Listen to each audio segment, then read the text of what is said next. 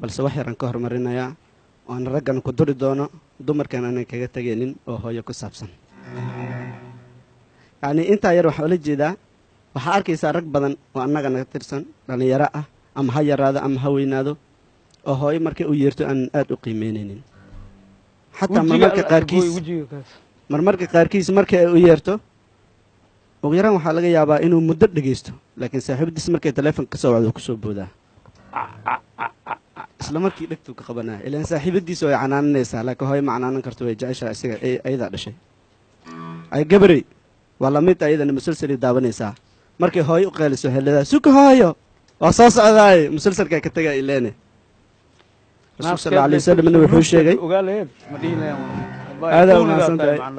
rasuulka sal alay wasalam wuxuu sheegay hooyo xataa haddii aad salaad sunna dukanayso ilaahay wejigiisaad hortaagan tahay waa kaga baxaysa haddii ay ku yeerto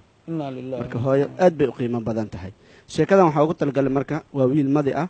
oo hooyadiisa keligiisa ay soo korisay aabbihiisana dhintay go-aan waxay ku gaartay aabbihiisa kadib inaysan ninka la guursanin oo isaga keligiisa ay soo koriso qiimaha ay leedahay ka waran hooyadaas haddana muxuu kula dhici doonaa kadibna maxaa dhici doona marka wiilka madiga ah hooyadiis isaga soo korisay jeceyl ay u qabtay ayay wax walba u diiday markii uu soo weynaaday waxay geysay waxbarasho waa uu dhammaystay ilaa ay reer jaamacadeed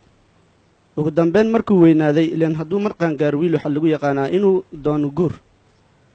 wuxuu ka shaqo bilaabay kambanida ka mid ah isagoo mishaar fiican ka qaadanayo ayuu hooyadiis wuxuu ka codsaday inuu guursado way ka ogolaatay kadib maxaa dhacay intaa kadib markiiuu guursaday gabadhii waxaa loo soo gooriyey gurigii hooye ee ku nooleyd isaga hooyadii iyo gabadhii waxay wada degeen hal guri jacayl baa lagu wada degnaa farxadaa lagu wada noolaa waa la isjeclaa muddo 6 bilood kadib gabadhii uur bay qaaday markay uur qaaday ilaan wax badanaa bilaaban doono gabadhii waxaa ka muuqatay isbeddel badan oo hooyada kula kacayso waxay bilowday inay mar walba hooyo markuu ninkeedii ka tagay guriga ay wax badan kula canaanato ugu dambeyn ninkeedii ilaan iyadaa ka adagee waxay bilowday inay ninkeedii ku dirto hooyadiisii guriga dhowr qolood ayuu ka koobnaa haddii aan soo koobo ugu yaraan 4 qolood ilaa 5 qol ayuu ahaa iyo qol yaroo maqasiin ama stoor loo yaqaano alaabta lagu keedsado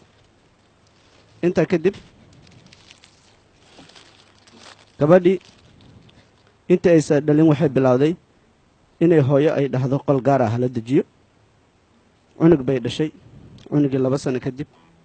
waa uu weynaaday 2 sano markuu gaaray waxay dhahday qolna inaan fadhi ka dhigtaa rabaa qolna annaga aan degno qolna cunuga aan seexino qolna martida aan ku soo dhaweyn qolalkiiba way dhammaadeen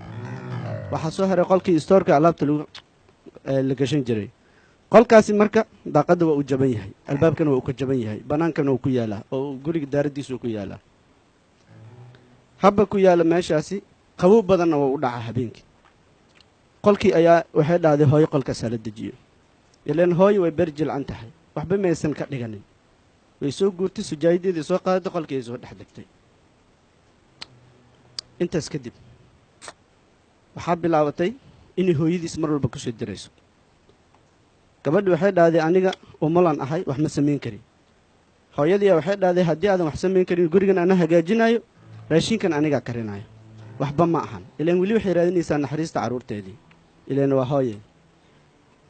intaa kadib waxay bilowday inay raashinkii u kariso wax walba ay u samayso waxay bilowday naagtii haddana inay dhahday raashinka guriga ma cuni karo mid dibaddaan rabaa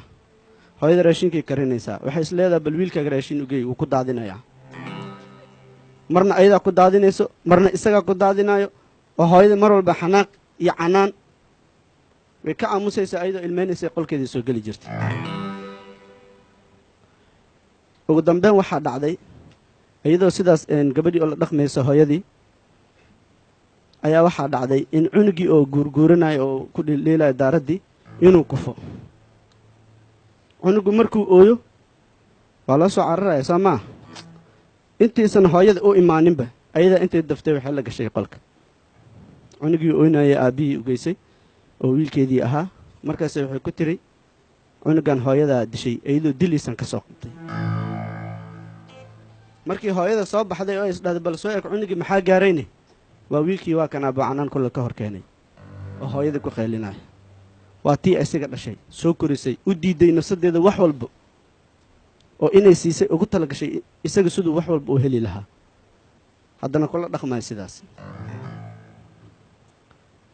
muddo kadib waxaa dhacday in shaqadii laga soo eriyo cunugii uu dhalayne xanuunka uu ku sii zaa'ido yaraa hooyadii mar walba iska oon jirtay waxay bari jirtay ilaahay yay u baryaysaa isagay u baryaysaa maalin walba waxay leedahay wiilkaygii waa jecelahay allow ilaahu iisoo toosi maalinna aan ka maqlo afkiis isagoo iga dhacay hooyo macaan mar hore iigu dambaysa inuu hooyo i dhaho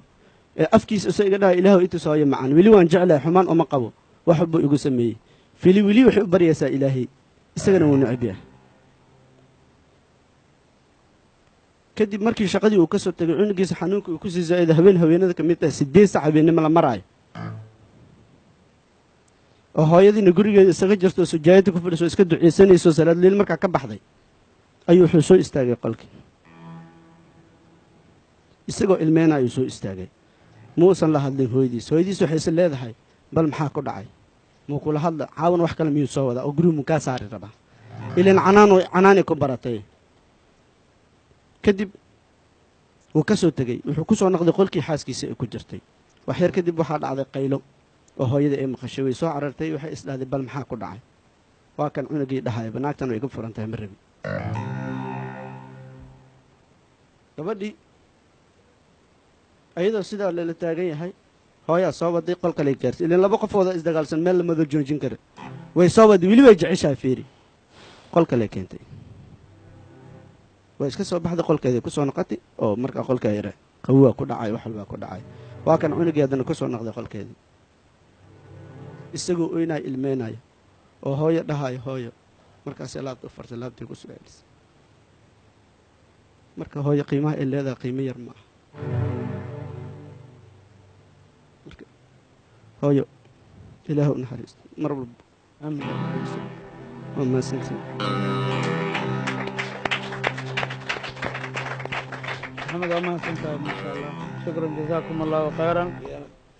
أدنى أمان سنتاي ولا شيء ولا غفرتي